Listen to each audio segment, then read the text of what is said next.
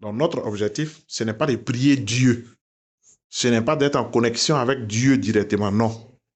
C'est d'être en connexion avec nos ancêtres, d'être en conformité avec notre terre, d'être en conformité avec notre culture, d'être en conformité avec nos cultes. Voilà l'orientation de la Récalion. Maintenant, comme je l'ai dit auparavant ici, il y a 4 axes fondamentaux. Le premier axe, connexion avec les ancêtres. Deuxième axe, connexion avec la terre-mère. Troisième axe, élévation personnelle. Et quatrième axe, élévation avec la communauté.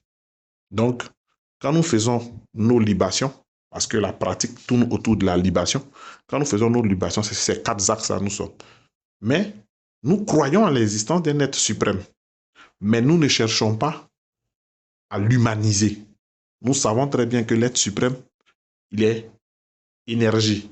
Et nous le définissons de la façon suivante. Nous disons que l'être suprême, c'est l'ensemble de toutes les forces, des énergies et des puissances qui régissent l'univers. Donc l'être suprême, il peut être dans l'eau de mon village, il peut être dans la forêt de mon village, dans la montagne de mon village, il peut être en moi, il peut être en mon frère qui est en face de moi.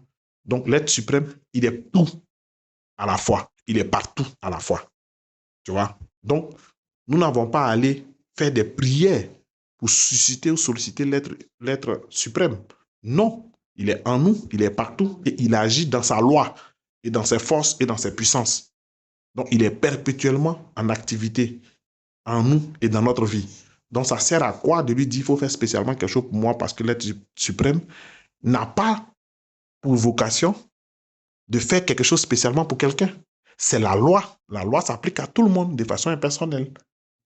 Donc, ce n'est pas l'être suprême qu'il faut solliciter, mais c'est plutôt nos ancêtres qui peuvent agir spirituellement, énergétiquement en notre faveur parce qu'ils sont une partie de nous.